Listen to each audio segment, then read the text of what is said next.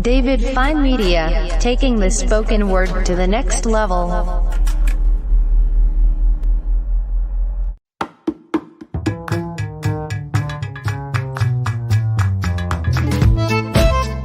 It's the show made by custom fans for custom fans.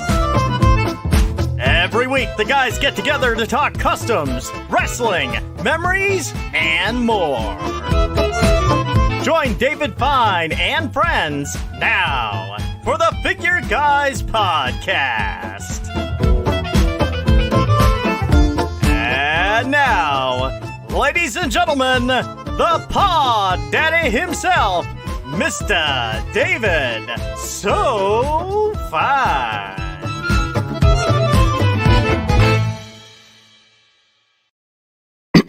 Welcome back into a live edition of the Figure Guys Podcast. Holy moly. If you only saw the backstage shenanigans and tomfoolery, thank God I looked up. But folks, a little behind the scenes information. And people love to see the behind the scenes stuff of everything. Of course. You know, we go live, we play the introduction. I'm like, this is great. Where are the numbers? Oh, yeah. We're not live. So we are live. And of course, we have the purveyor, the creator of retro wrestling revolution, the great Todd Tomeo. Yeah, Tomeo. Welcome into the program. But before we get started, I know everyone was saying, what the hell's up with the dancing babies? It's a brand new intro because one of our former cohorts and classmates is no longer with us. He has moved on to his own show. He did not pass away from any kind of disease, and he didn't just decide to leave us. No. He has started a brand new show that starts on Thursday nights. It's called LJN Fight Night, the podcast. We're going to be talking about that, giving a link. It looks amazing. It's going to have some great guests. I mean, Brutus, I know you've spoken with Zach. You said the first two guests are amazing. Yeah, I think so. I'm always in the dark here. I'm still in shock at the moves of that dancing baby there and showing me up for how lack of physical dexterity. It's a baby. It's an amazing open. It's impressive. I need those dance moves. And when I asked the great Smash Ventura of Smash Ventura Productions, I was like, is there something I'm missing? Why is there a dancing baby in the new intro? He goes, dude, he said, brother. Because, everybody in the wrestling, industry, figure collecting, they always call each other brother. I come to find out when I did ring announcing for 20 plus years, everyone who called me brother probably didn't know my name. But it's in a term of endearment when you're in the business. It's like brother. I always take it from Hogan. I'll tell you something, brother. Like that's to me. That's me telling you. That's how I always interpret it. Sure. Yeah. I mean, it's a term of endearment.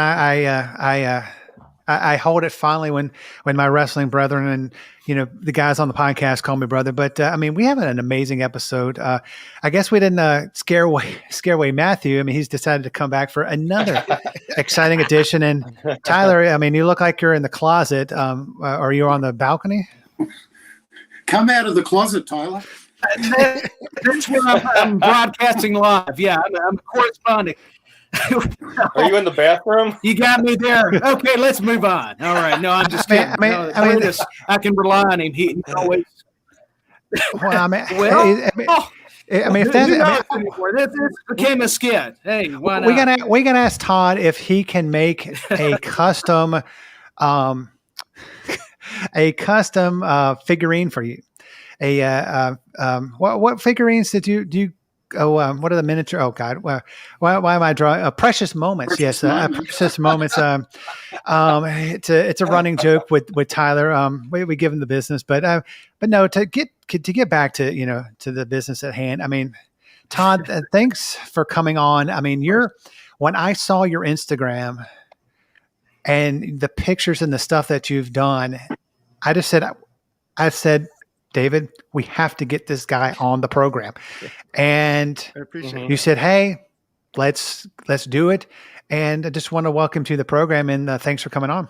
Thank you. Like I said, just meeting all you guys and being a part of the community itself, to me, has been the most fun, without a doubt, regardless of, how many figures you sell and give people, because that's not going to change the fact that I have to be a math teacher.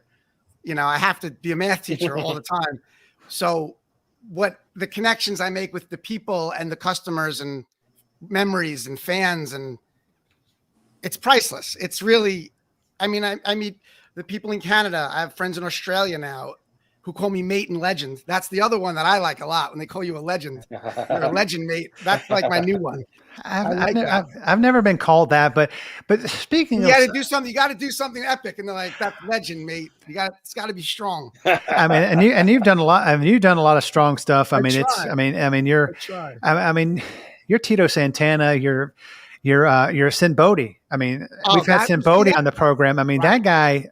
That figure that you made of him is amazing. But before we get into all your stuff that you've done, there was a story that you were telling off air. That you said, "Hey, I'll cut down, but I'll give you carte blanche. You can make it the extended story." Yeah. Just tell everybody what we were talking about before we went on the air. Yeah. So just like I said, from being a dad of 3 kids, my son Andrew, my daughters Alexa and Lily, they're little. They do gymnastics, the girls, and they love it. My son, like I said, never pushed any sports on him. He's tried a bunch of things, and whatever it was he liked. He really liked basketball a lot. That took to him. But growing up myself with my father, one of the things we watched was wrestling, right? So my father would, the best part is, I'm upstairs as a kid. My father like, "Todd, come down. Todd, you got to watch this. Listen to this." And it's Bobby Heenan and Gorilla Monsoon, right? And he's laughing. And because Bobby Heenan is phenomenal and Gorilla Monsoon is the best. So they started that, right? We all know that, like those two, and then Jesse with Gorilla. And so that my father was drawn to those announcers.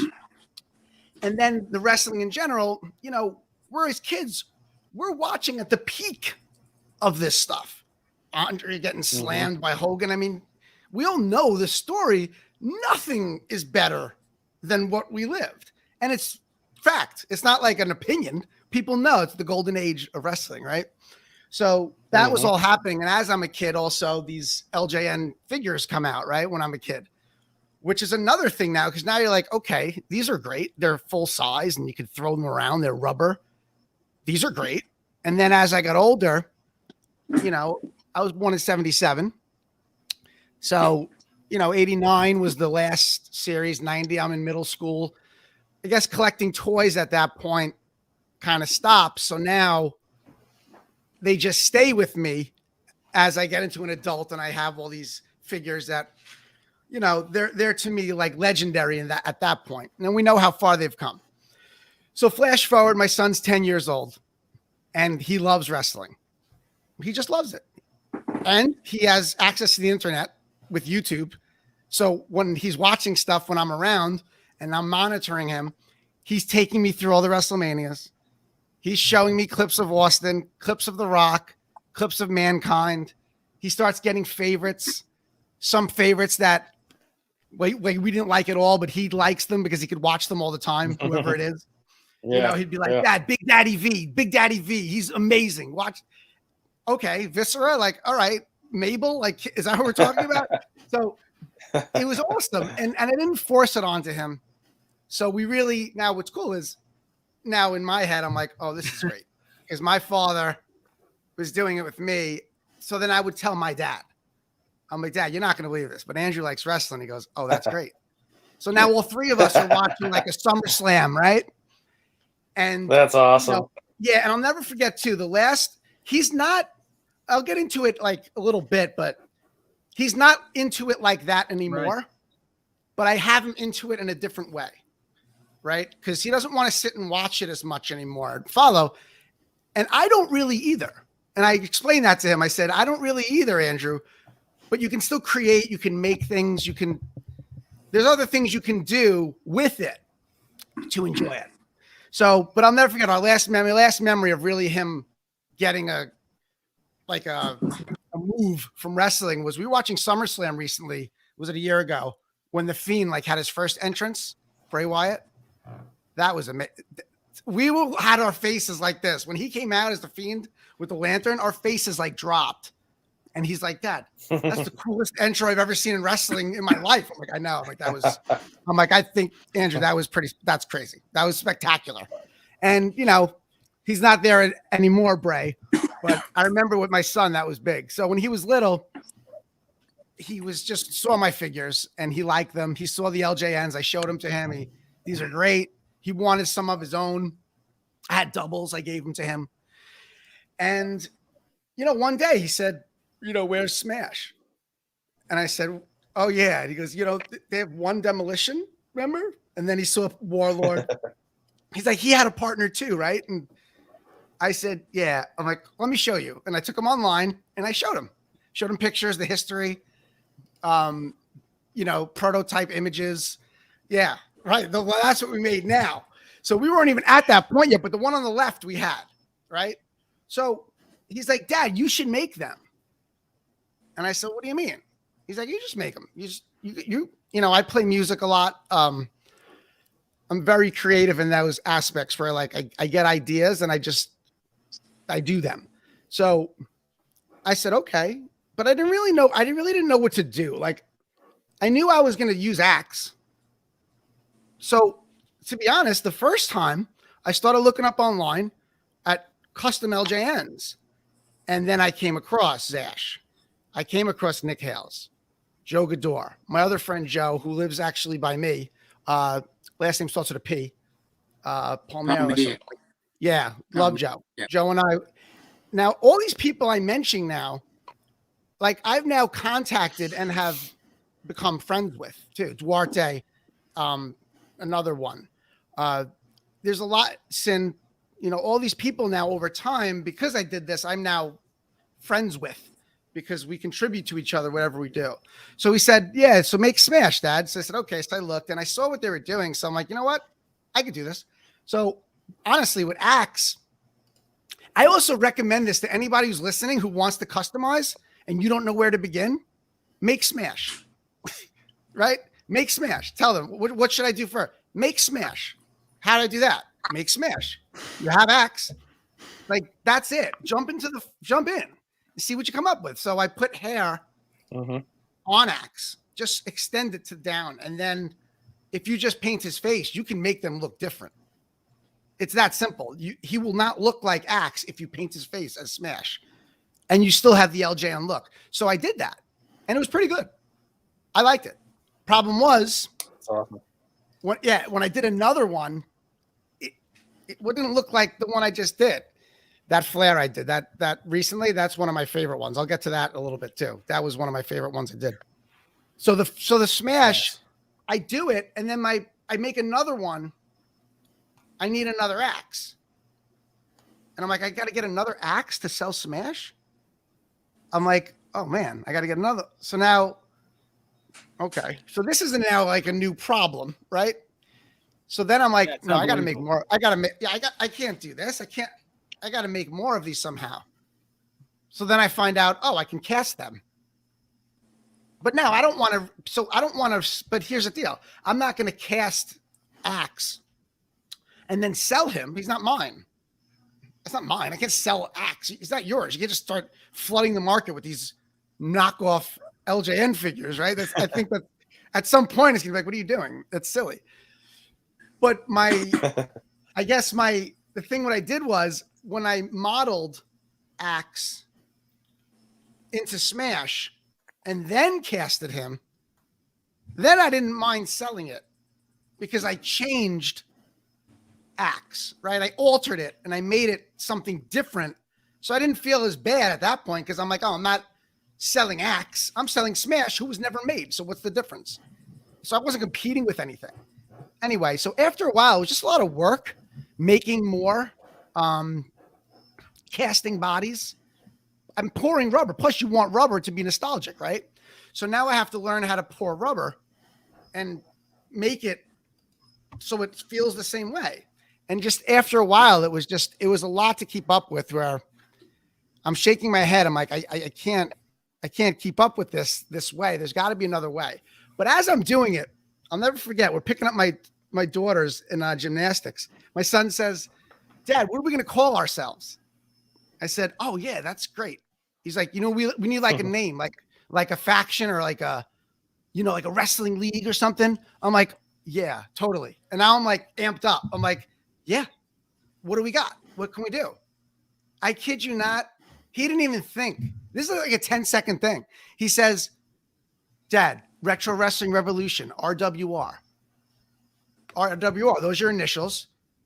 And then you could do like Retro Wrestling Revolution Superstars instead of Wrestling Superstars. I'm like, what were you doing last night? Were you thinking about this like all night? And he's like, no. He's like, I saw the package, the Wrestling Superstars. So you can be Retro Wrestling Revolution Superstars. So they know that you're making those figures. And that's how you let them know I was like, dude, that's great. He's 10 years old. He's 10. I'm like, Andrew, yes, that's exactly what we're doing. So my next run, I'm going to change the packaging, but that's why the name is what it is. It's his. Andrew did that. So I can't take credit for that one. So that was that. But he nailed it. He hit it home. So as I'm doing this journey, I don't like what I'm doing, because all these customizers that are out there, all you guys that are doing this, I'm now doing the same thing as you guys. And that's fine. I don't think it matters. Everyone has different work. You can tell a Nick Halesfinger from Joe Gador, from Zash. I can tell you whose is whose pretty much. At this point, I can see their styles. They're all great. Everything's excellent. But there is a certain way that people do things. So you can be yourself, but I just didn't like doing the same things they were doing. So I just started searching around online, and I found a Dino Bravo head by Tom Vague. And that, when I saw that head, I remember like it was yesterday. I looked at the head and I was like, okay, I need that head. Now I knew guys were sending heads, but for some reason, I'm sure you guys know Tom, his art, it's almost like he was built to make LJN likeness stuff. In my head, I'm like, this guy, and I spoke to Tom, he didn't really grow up at wrestling the way we did, but he's just got this artistic touch. So I messaged Tom. I said, I need these heads. I need these certain heads, and this is how much money I would give you for all of them. He says, no, the price is the price. Sorry. Very cold. And now I'm taken back. I'm like, it's not how I want to do relationships if I'm going to work with somebody. This is crazy. So, but I'm telling you, instead of firing back some other nonsense thing, I remember just saying to myself, dude, look, you're not him. You're not an artist yet the way you want to be. So you need to pay him what he's asking you. There's nothing to discuss here. So I said exactly that. And I got Dino and a few other things. Now I'm printing Dino's head on a filament printer. And now I'm putting the head on, of course, Ted Orsini's body. And again, I just fell into the same trap now, right? So that I fell into the same trap that I was just doing. The only difference is now I'm making the head to put on the body, but I'm still doing the same thing. So that actually got old really quick too. And until I said, Tom, I need something just bigger and better. I need something that these other customizers don't have, that they need, that they want, that they've never done before, that no one's given them. So I saw a picture of Sarge, right? So I came across Cardona's Sarge picture that he has, right? He has Sarge and a few other LJN prototype things. Mm-hmm. And I saw the Sarge picture. And I said to myself, oh, that would be dope. Like that would be suppose we had that. Suppose we, as collectors and customizers, had it now, and not just him, right? Because I'm like, why does he get to have one? None of us get to have it because it wasn't made. That means there's only a few, and none of us get to experience it. I'm like, the heck with that. So I messaged Tom. I show him a picture of Sarge. I said, can we make this? He says, yes. I said, what do you mean, yes? Yeah. He gave me a price. I commissioned him. And I'll never forget. He sends to my phone images of like, Todd, for approval. Do you approve these images? And this image came onto my phone. And I remember my jaw dropped. I was like, are you kidding me? I'm like, Tom, like, what? Like, how did you do this? Like, this is what I'm talking about. Like, there's nothing. Yeah, so then I said to him, I said, dude, that's it. Like, that is it. I said, thank you. yeah. That is it. This is what they need because they don't have this. Nobody has this, and they would want it, and they should have it. And it's not like, and again, I wasn't like, Tom, we can make millions of dollars doing this. That's not, if you're customizing and you're selling stuff to people this way, please don't do this for money. Because if you're doing it for money, then you're not doing it for people, right? You're not doing it for them. You're doing it for you. And if that's why you're doing it, you're going to be very disappointed because this doesn't take away your day job. Right. So I always tell people that too. It's like, you're doing this because you love doing it and other people are going to be happy you did it for them. That's it. So when we got this, it was like a trophy, you know, and Sin contacted me. That relationship took off because he's hysterical. And next thing you know, I'm making Sarge figures and casting them in rubber. So there are ones that exist in rubber. Yeah, there are some. I might have a few left, and I do have the mold in the garage still. I didn't get rid of it, but there is a way to make him rubber. And when that's done and done perfectly, which I have done, it's a rubber Sarge, which is amazing. But the resin is better. The resin's a better figure. The rubber, it's hard. It's just hard to, I haven't mastered that. You know, I don't have the vacuum and things like that. It's like a mess, but the resin's pretty good. So once this was made, I was going to say, I would think that the 3D printed version, you would be able to get more detail, like in his dog collars and it's stuff like that. When I say to you, it's like 110% accurate. You know what I'm saying? Like when you look at this detail, like a high definition version.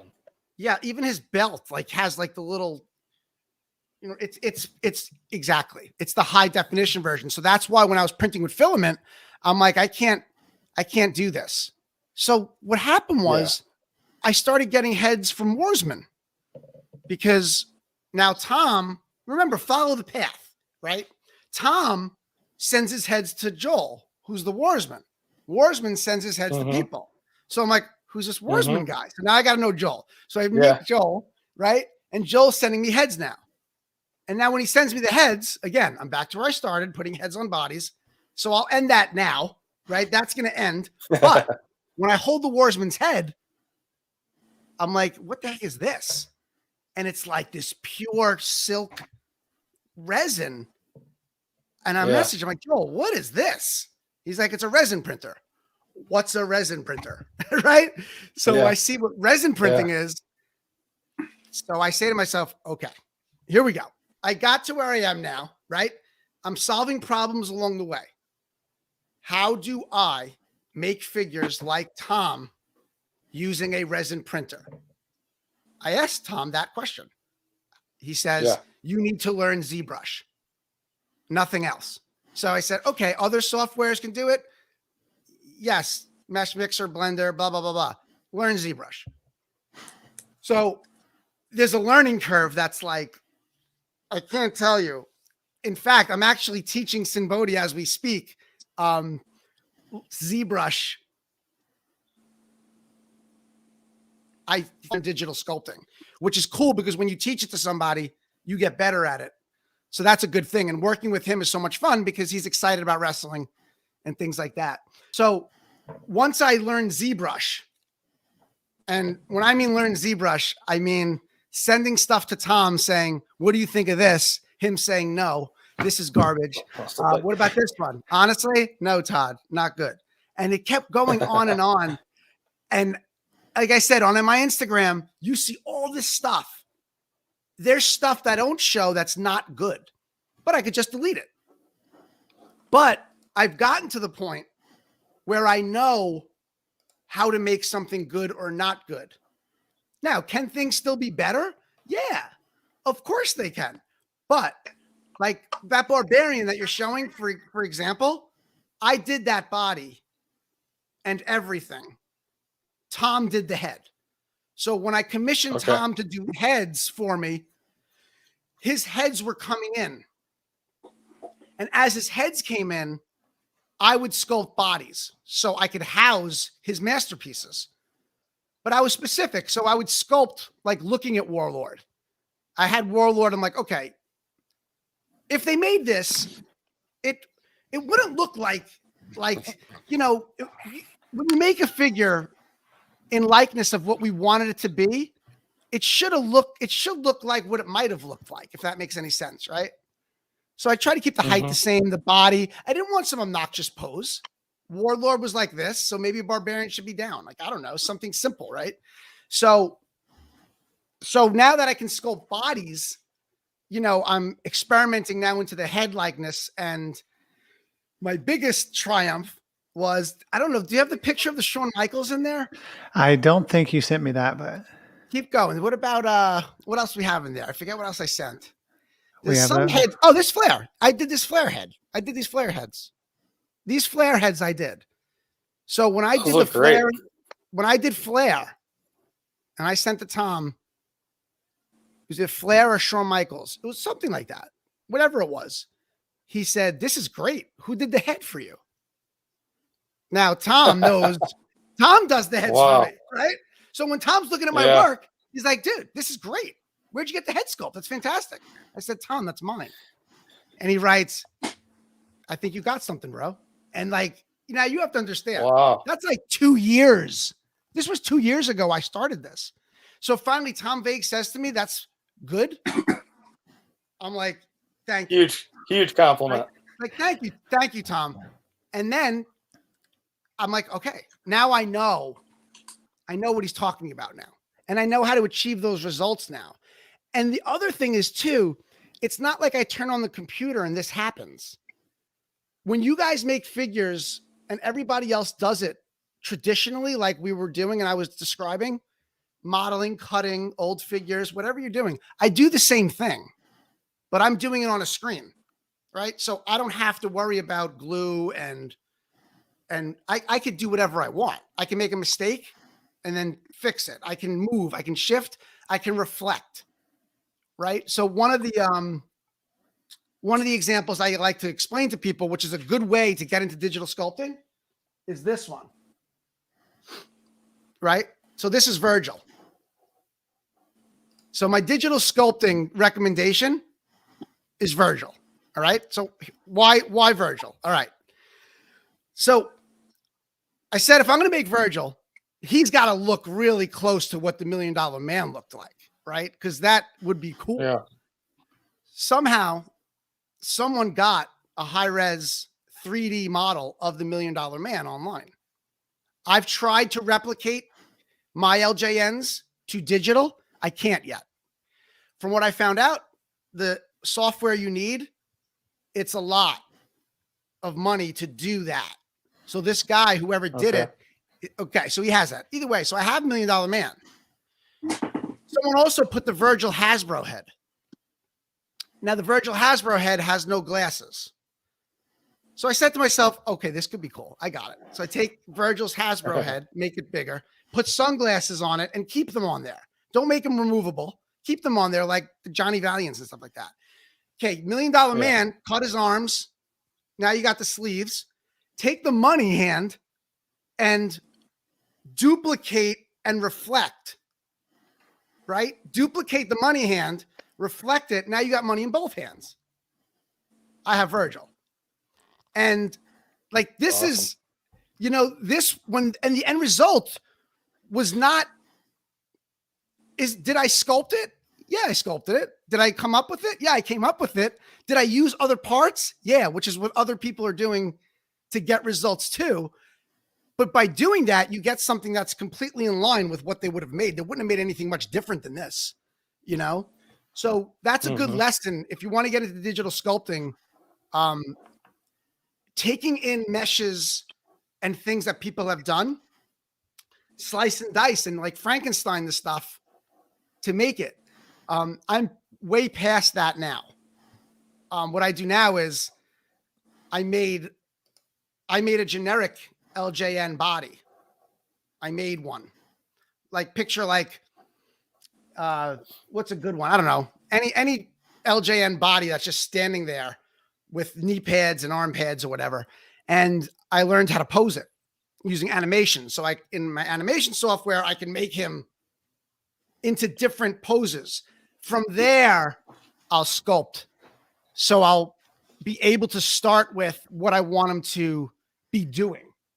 Another one that was good was this one. The head is commissioned by Tom Vague, but this was Vince's father. Yep. So this was another good one. Duarte came up with this one. He said he wanted Vince's dad.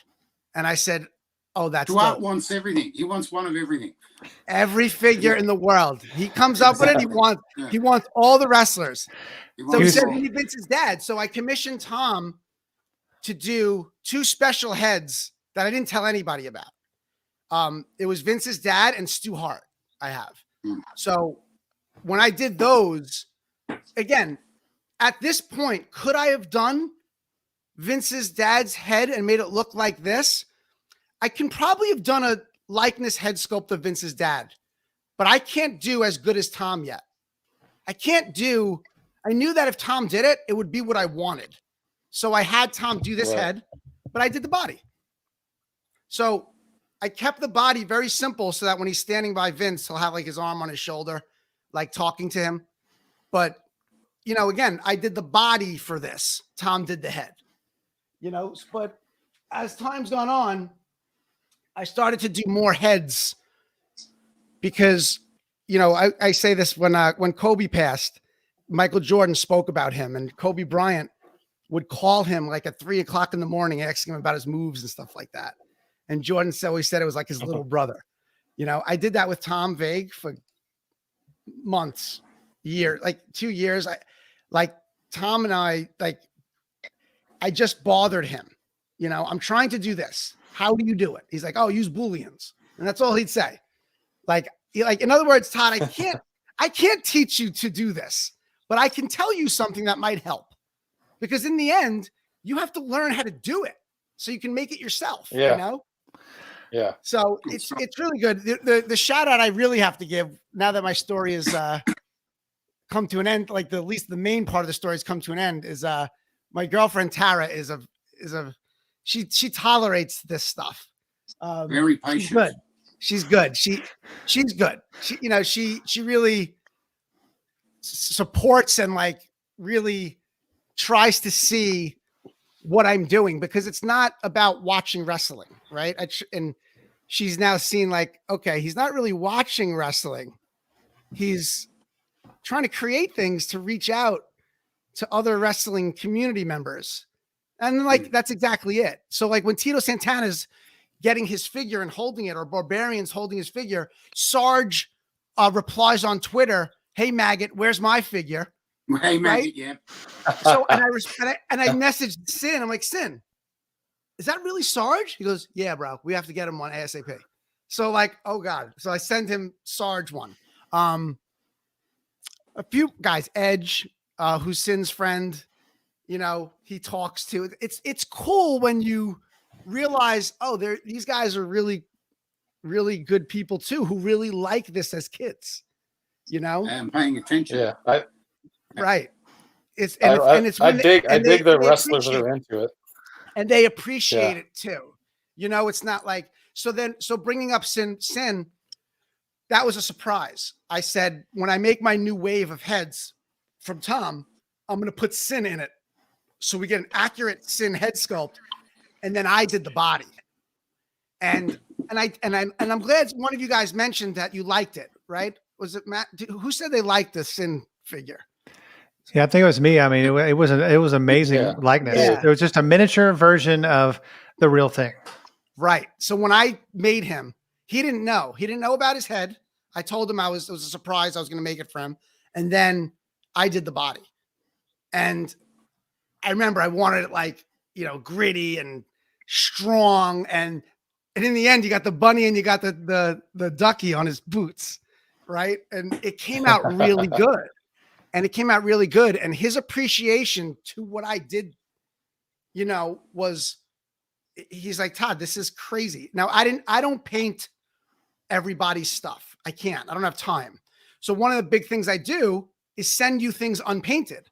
Well, that creates another connection because now you're painting it and now it's yours. Like now it's your own. Mm-hmm. You paint these figures and you get them from me. That's no longer mine because you just gave this thing a look that's incredible. So he paints phenomenal. So he's going to paint himself and that'll look pretty neat. I painted those flares. Those were pretty easy to do. But for the most part, I paint when people can't paint, right? There's certain people, not everybody can paint or wants to paint or whatever. So I do that for them. I don't charge them. They just ask me, can you paint them for me? Yeah. Right. Because for all the ones I send out unpainted, I can paint if someone asks. Because the only people that need painting would be the people who ask. So why would I charge them? You're going to charge them to paint? They can't paint. They can't do it. You just, it's crazy. So like I said, if you're customizing to just make money, don't do that. Don't do that.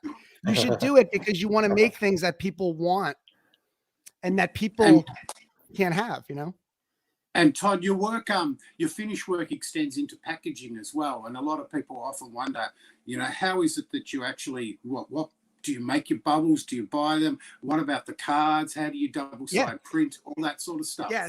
So when I do the artwork, I use 2 programs. I use Microsoft Word, which allows me to make, let's say I wanted to get something transparent, but put it on something so I could hide things. I use Word to do that because I don't know why. It's just easier and faster. And then there's a Photoshop type program called GIMP, G-I-M-P. And I use that and I bring stuff from Word into that to move things around on the page and look at it, right? I find that Staples down the block from me has a really fantastic high-res printer that prints for me on like high ledger glossy paper. Yep. And then I cut it. They charge you. You won't believe this. They charge you like to cut off the white. They charge you like all this money. I have to cut it myself. It's crazy. Yeah. And they have a machine that does it. And they charge you like all this money. So I'm like this, cutting all these boards. So I get spray adhesive in the garage and I glue on the front and back. I looked into getting custom printed cards and the price, it's not even close to cost effective. Not even close. So I can make my own with spray and glue and cardboard, cut. Yeah. And then there's a corner puncher too. So I can punch the corners, make it perfect. And then the next part was my puzzle that I solved by accident, to be honest. I had no bubble or clamshell. And the vacuum former thing, I don't know. There were a lot of money and I have to heat up things to vacuum form. I was like, this is crazy. But I had these cases that my LJN figures were in.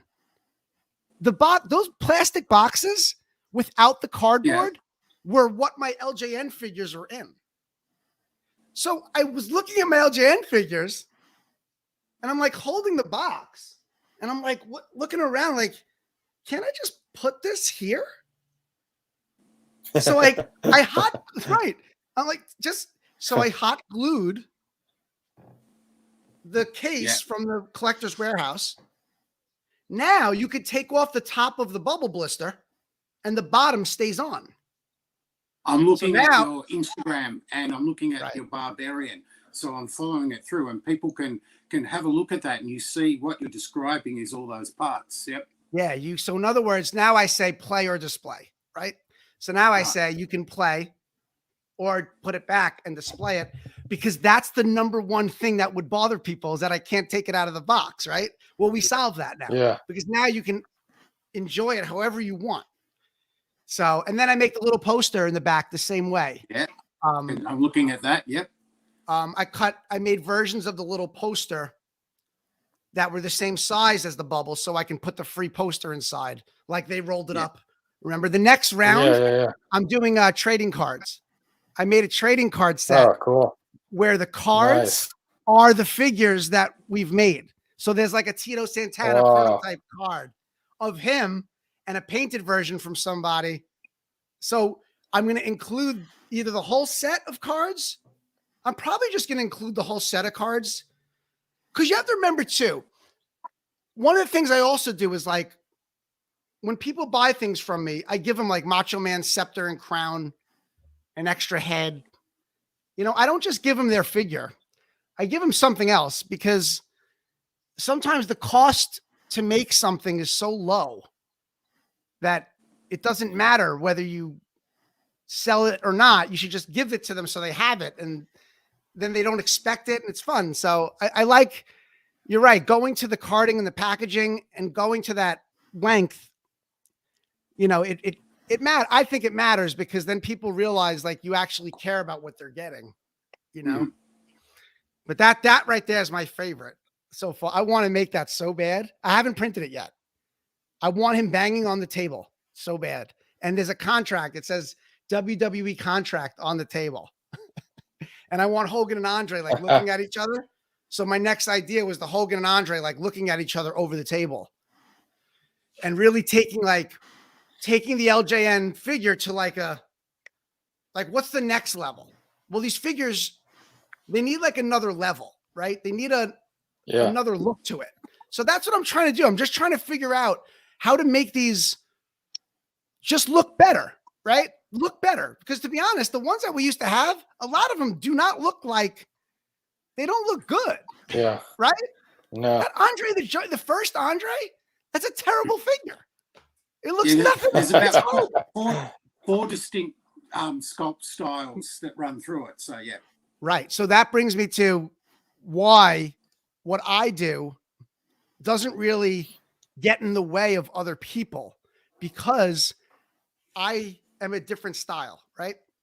Zash does one way, Joe does one way, Nick Hales does one way, Duarte does one way, Sin does one way. All these people do certain things the way they do. So did they.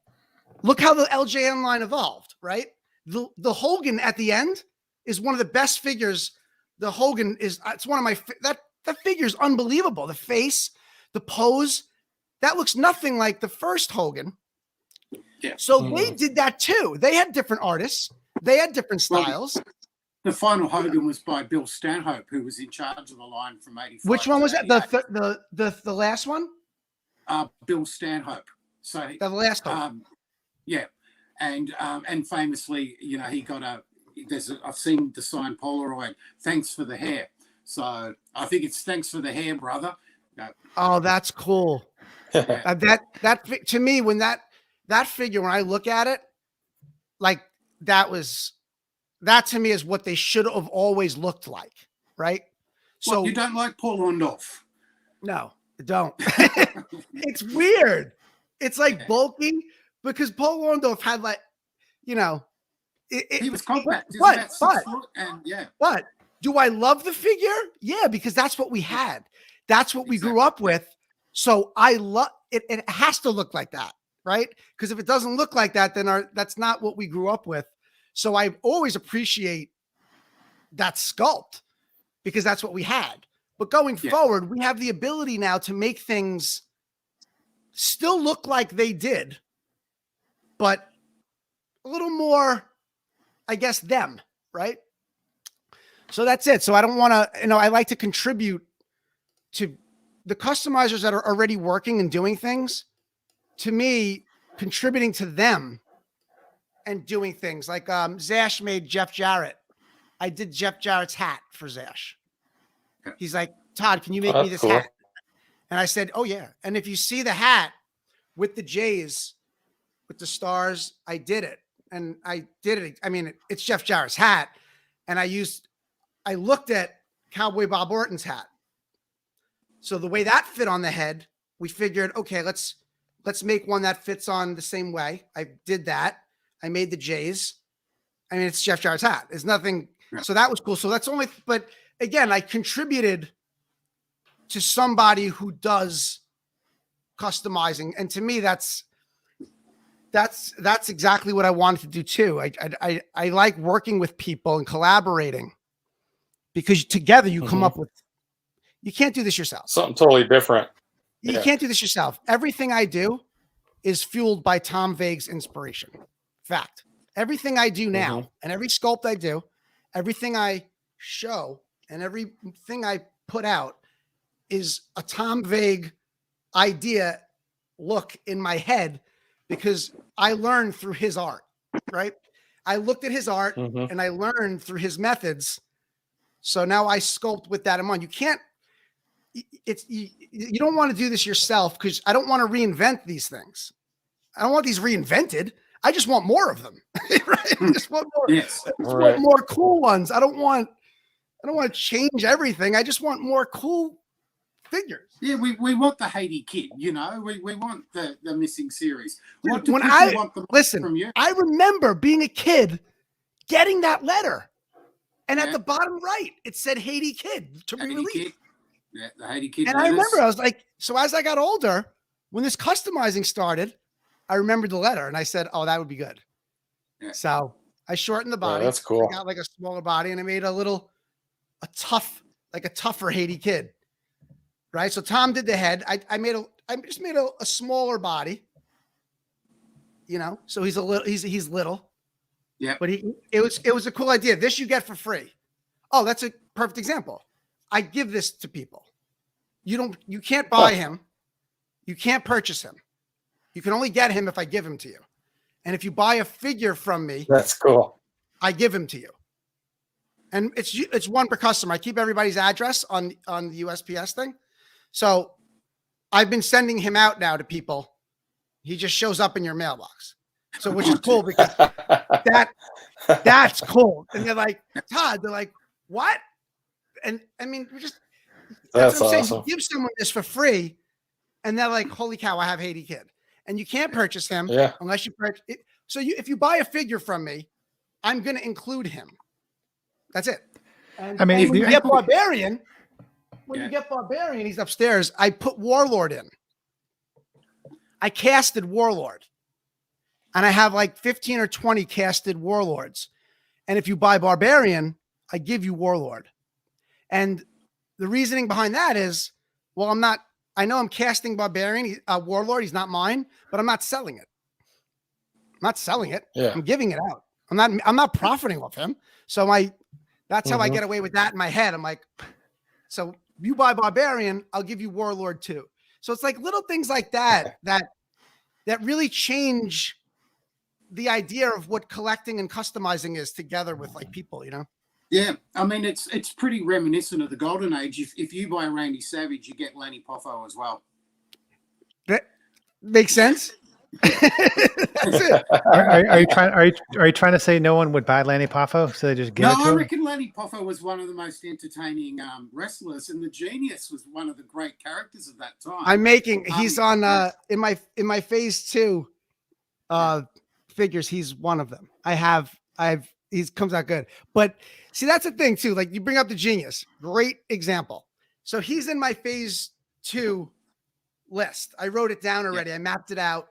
Whole bunch of surprises that, again, like Sarge, Tito, whole bunch of things that I thought of that I think are really going to be like, oh, that's a good idea. The Genius. So when he's Lenny Poffo, he looks one way. And when he's the Genius, he looks one way. So the figure I want to make, I kind of want all of that in one thing, right? Like that's, so what do? Do you put the Frisbee in his hand? Do you make him without stuff, but then put stuff to have him come with on it? Right? Like, I don't want to make my goal is never to make another one of somebody. I don't want another Sergeant Slaughter.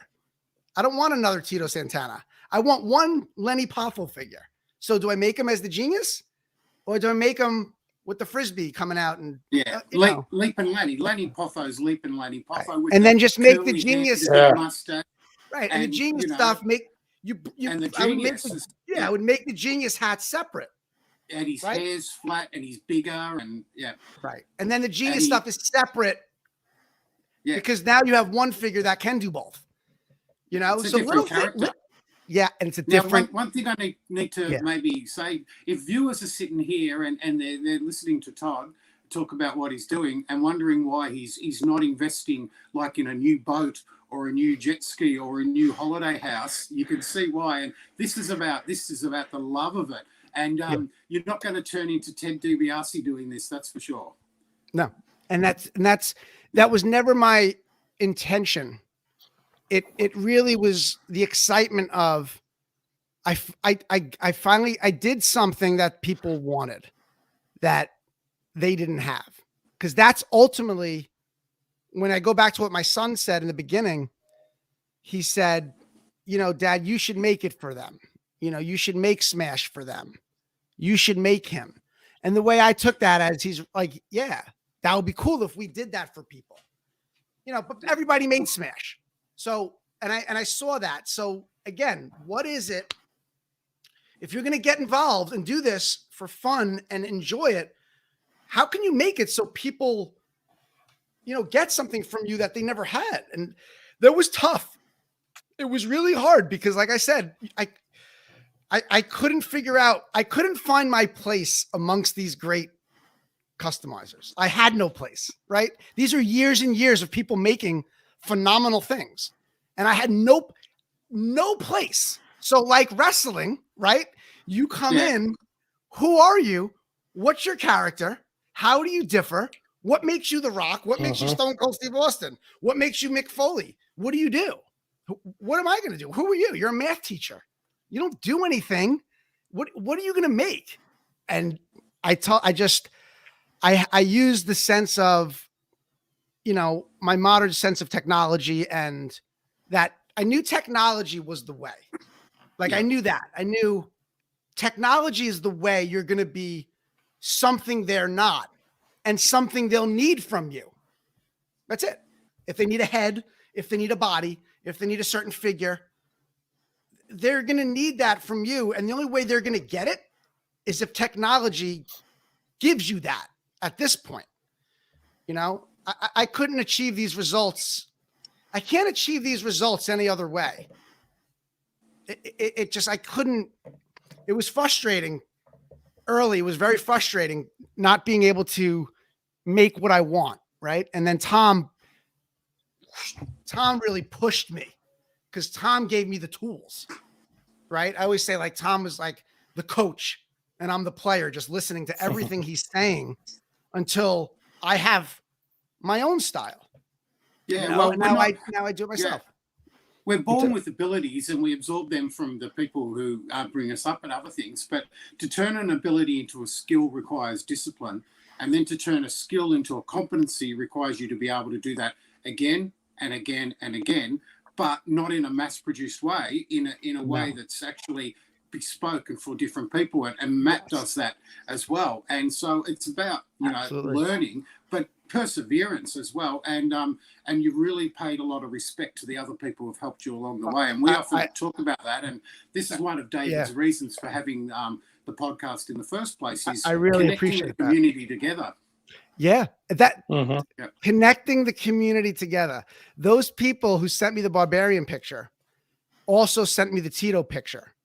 Yeah. So like that to me now, she's got a lot of figures from me, and her husband paints them. And I mean, for them to do that, they reach out to me and say, Todd, my husband got a chance to meet Barbarian, just to let you know. And I said, oh, that's great. And I'll get him up, send her the figure. And I send it to her and like, that's it. No questions asked. And then she knows, okay, let's get him holding a picture of it. That would be cool. Yeah. And you do that for me, because what I'm giving them. So yeah, it's that connection that you're making with people. Like I said, people in Australia I'm friends with, people in Canada, the UK. Yeah. Phenomenal. I never would have met these people. And I'm a teacher. So I tell my students, I'm a math teacher. I taught on all levels, high school. Now I'm in the middle school for now. And I tell them the same thing. And everybody, you're all not expected here to be mathematicians, because that's not what I'm asking you to do. But I'm asking you to persevere, be disciplined, be on time, hand me things when I want them to. Because when you do all these things, you're going to look back and you'll be better today because you did those things. And it's like you said, it's energy, perseverance, detail, and I tell them, just stick with those little things and you will be okay. And I was never an artist. I was never a digital artist, but now I can make digital art. No, I can. I know I can. But again, this took 2 years. It took 2 years. It can be taught. 2 years of Tom telling me, no, Todd, no. But it's funny too. He goes, Todd, let me tell you a story. He's like, when I first started sculpting, they were rough on me too. He's like, I showed this portrait to my mom. It was my Roger Moore portrait. And she said, what is that awful thing? Like that. So I said, that's pretty rough from your mom, whatever. I look up the Roger Moore portrait. You got to see what it looks like. It looks like Roger Moore. It looks amazing. I'm like, Tom. I'm like, what? Someone told you that was awful? He's like, yeah. I'm like, oh my God, I'm done. I'm never going to get to this level. But I mean, you doing the printing. But I see her on your Instagram teasing something new that you're working on. You had the is it a podcast? Is it a video cast? Can you kind of give any details? I want to make a show. I want to make a show. You watch it. You watch me make. You like making. Come up with somebody. Anybody I haven't done making. The Moondogs. Making the Moondogs. Let's just say that out, right? Let's say making the Moondogs. Yeah. And I take you from the beginning. Like you'll see the screen of me capturing likeness heads. I'll show you how I make the hair. Like I learned how to make hair, and like that to me, again, make the hair so it looks like they did back in the day. So I do a certain thing where I rake it and pull it and crease it. And I sit there little at a time to make it exactly how I want it. So like making the Moondogs, I would be perfect. Like I want to make a show where you watch it and it doesn't have to be long because you can edit it, but from print to paint, right? From sculpt to print. Right. I need another P from like, passion to print to paint, something like that. Right. So there you go. Right. Yeah. So like, what do we want to do? Matt Cardona puts up like those.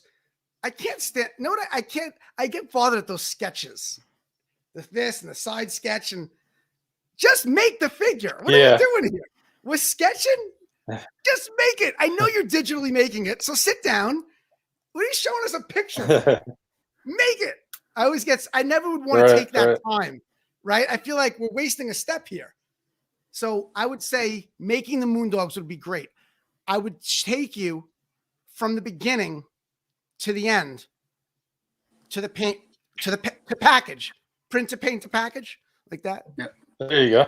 That's good. That definitely. This is why I collaborate with people, by the way, because I get ideas to talk out loud. That's definitely. That's when I looked at that, I was like, what's it going to be? And that is actually an amazing idea. Hopefully, you get that done. Yeah, and the reason why I got that idea is because my children watch YouTube, and when I see the garbage that they're watching and these ridiculous shows that have no content and no meaning except watching a guy in Roblox like run around like this on a screen. Like, I'm like, what are you watching? Oh, it's just a guy playing a game. I'm like, you're watching a guy play a game? What are we doing here? So I'm saying to myself, well, I really think if I did something like I'm thinking, it would be way more interesting than watching that. I think if people saw like how a figure's made and how I make it, like and show everything, show what program I use, show how I came up with it, and I would mention even thinking ahead, if I did do the show, what happened right here, right now with you guys, that's how it would start. I would say, making the Moondogs was brought up by Brutus and we thought that was a good idea. So let's go. I incorporate everything. Like I don't leave anything out, but that's what I want to do. I want to make a show of doing it, Yeah. And then I can do more. Your teaching passion is coming through big time there. I mean, wanting to share and actually, it's like what Big Tom said to you early on. I can tell you what to do, but you actually have to learn for yourself what to do.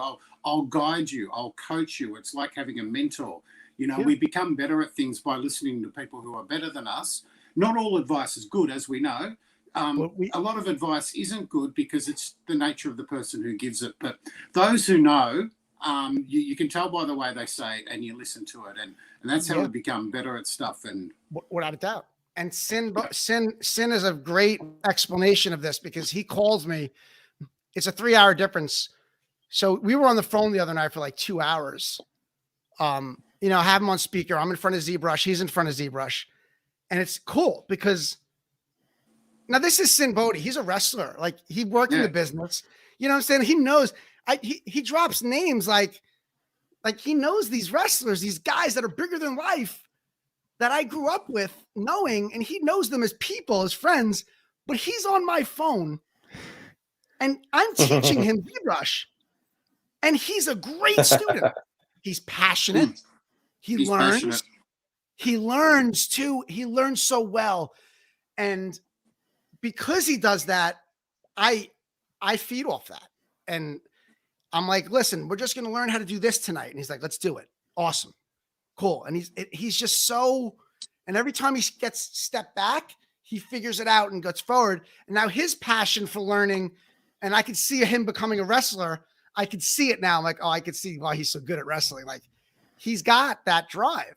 And you can't, like you said, if Sin reaches out to me and says, I want to digitally sculpt too, he knows what it's going to take to do it.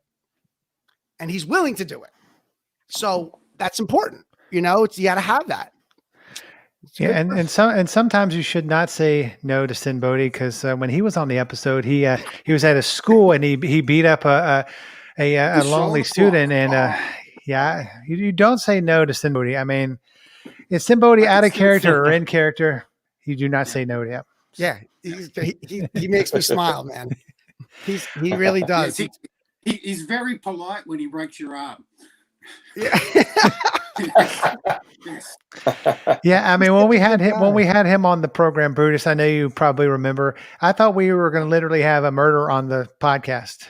I mean, he was beating the crap out of the student, and I was like, I know nothing's going to happen, but the average person, if they just kind of roll up on this for some reason, they're like, that guy's going to kill that guy who looks like he's, 4 times the, smaller than Sin Bodhi. I mean, and probably, 20 years younger, but I mean, he's definitely a good guy. But before we get out of here tonight, I just want to kind of go around the table.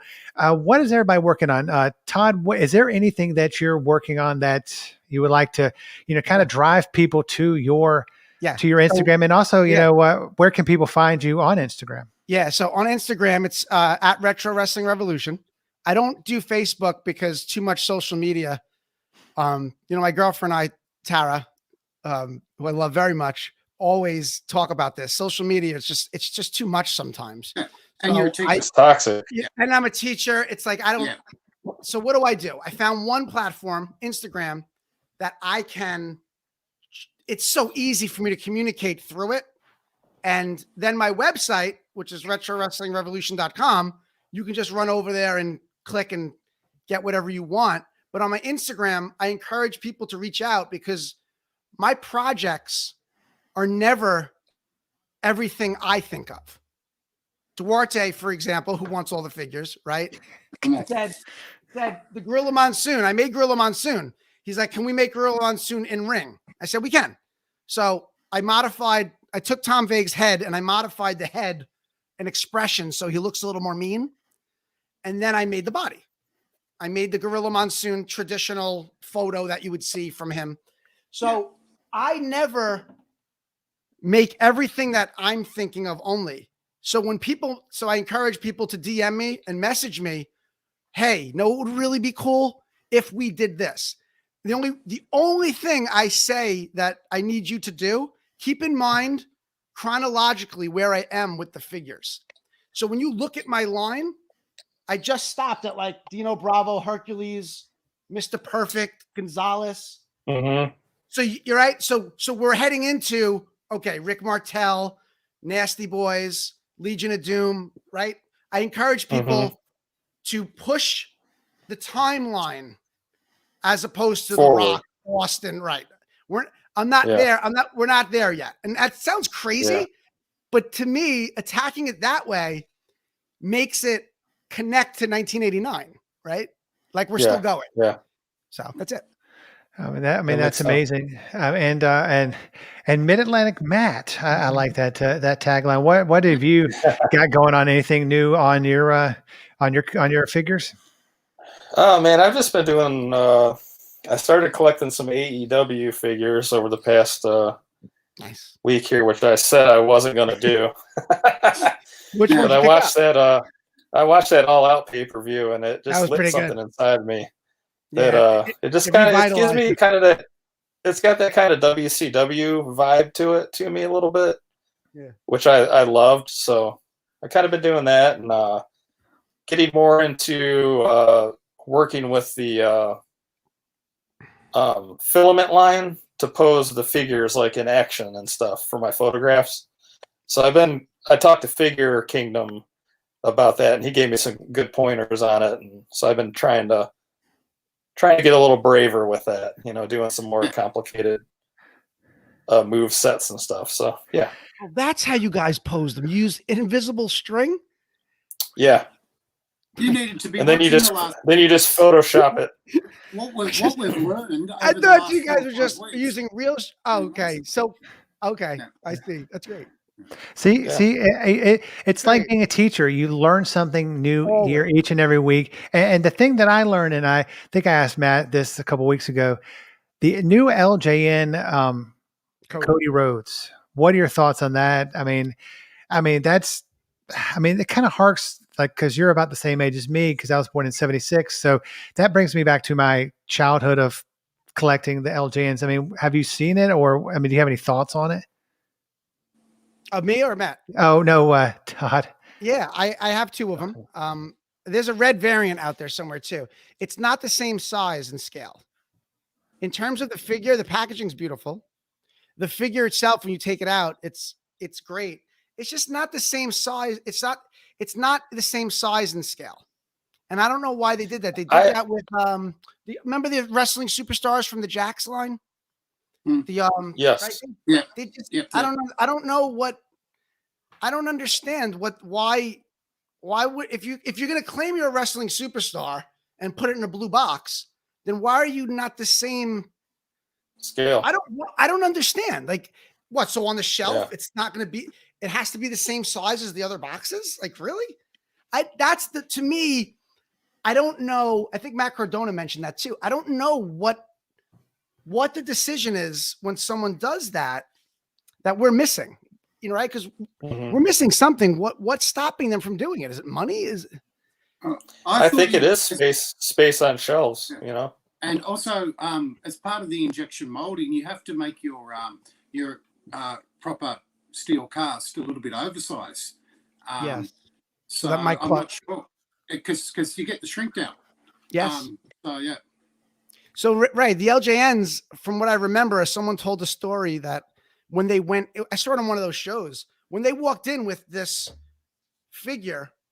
Yeah. They thought it was the 2-Up. they thought it was the model. They thought it was a model. Yeah. And they said, "Oh, that'll be cool." When you guys, and they're like, "Oh, that's cool. Make them those sizes." They're like, "What? Yeah, okay." And then next thing you know, they're making these big figures.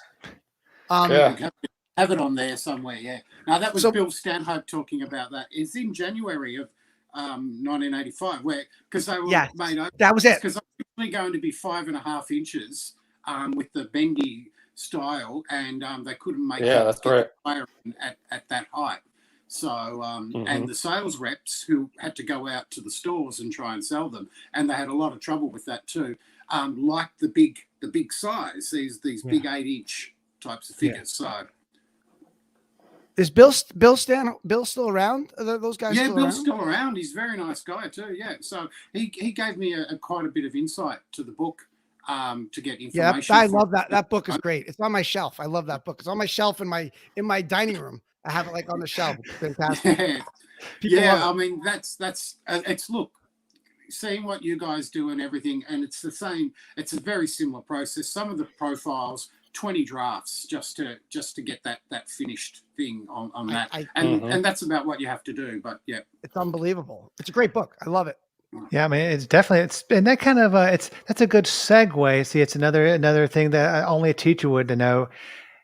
How are you sending any more books out of the LJN book? I mean, or have you kind of sold out and you're just working on book 2?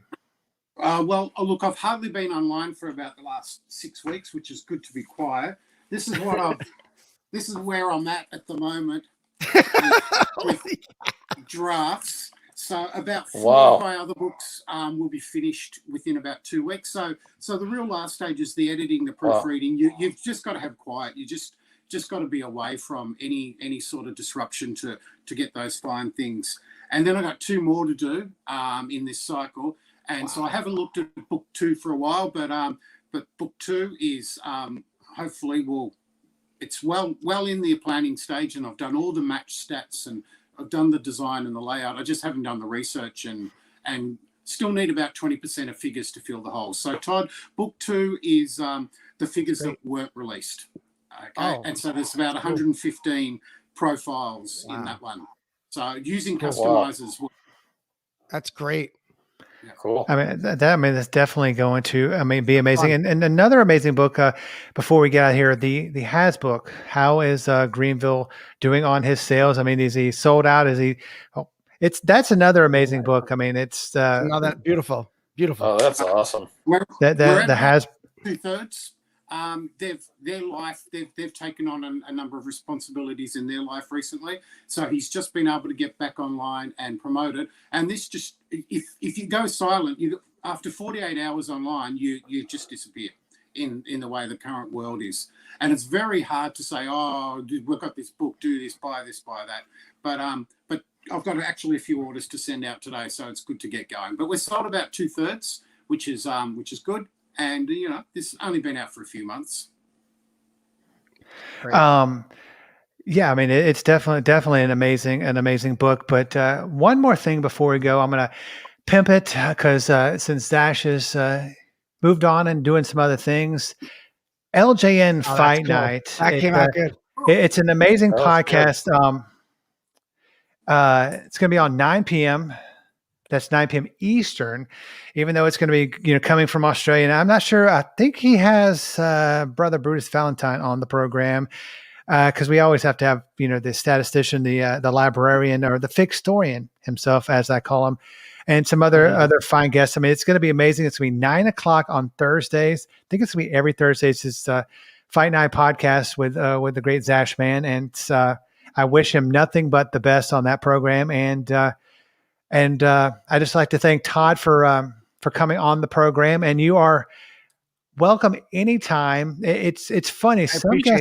Some guests that we have on the program, and Brutus will back me up. I think you have to.